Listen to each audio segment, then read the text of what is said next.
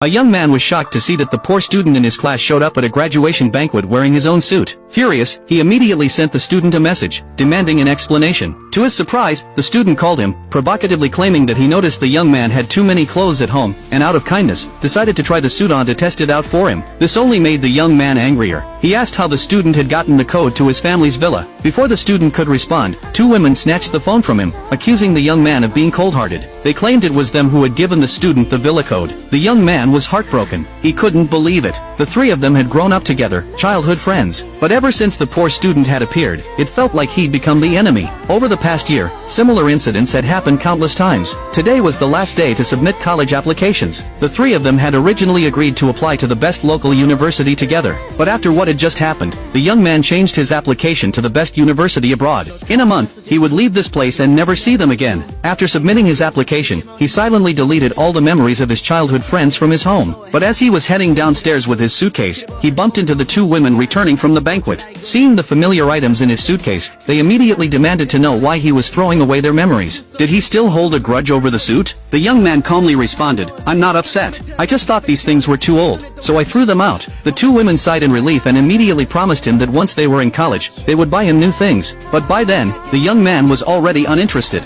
He turned coldly and walked away. The two women, seeing this, got angry. They told him that unless he sincerely apologized, they would never forgive him. For the next few days, the two women didn't contact him again. However, through the poor student's frequent updates on social media, the young man quickly learned what they were up to. The two women, wanting to please the poor student, took him on a trip. The young man wasn't angry. In fact, he quietly liked their posts on social media. A few days later, he received an acceptance letter from a prestigious university abroad. At the same time, the two women showed up in front of him again. The young man didn't want to get tangled up with them anymore, so he rejected them coldly. But the women acted like children, insisting that if he didn't go with them, they'd stand there all day and not leave. Reluctantly, the young man followed them to the restaurant. When he arrived, he realized the poor student had been waiting there for a while. Looking at the table full of spicy food, the young man couldn't help but smile bitterly. He had a stomach condition and couldn't handle spicy food. The women, however, were focused entirely on the poor student. They had forgotten all about the young man's condition. The poor student, noticing that he couldn't eat spicy food, deliberately added a large amount of chili to his bowl. The young man didn't get angry. Instead, he stood up and walked home without saying a word. The two women were about to chase after him when the poor student suddenly cried out, claiming he had bitten his tongue.